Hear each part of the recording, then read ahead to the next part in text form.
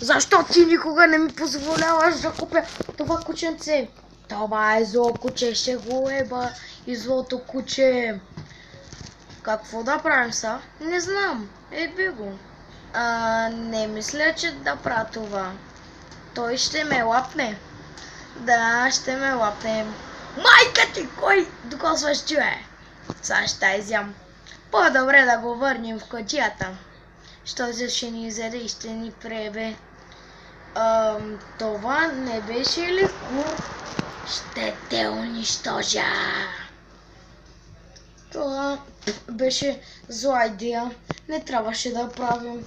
Затова по-добре да махнем това шибано куче, докато имаме още ръце или крака. Млъкня, педерас!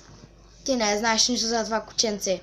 Ти си кур, като майка си баща си. Оп! Ко стана тук е?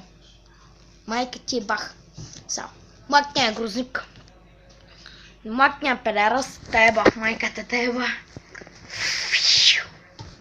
Спер карми, майка ти да е ба, тате. Така, говори така. Беше там вана, дед купих това шибано куче. Опа! Сега го имам, сега не. Мисля, че е бил в ума ми, но беше супер балан. Не, защо? Млъкня е педерас. Кой е грозен? Ти си грозен. Знам, аз съм грозен.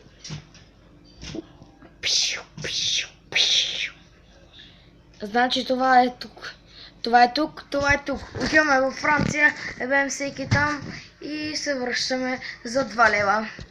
Но ще набем всеки да смял до дупка.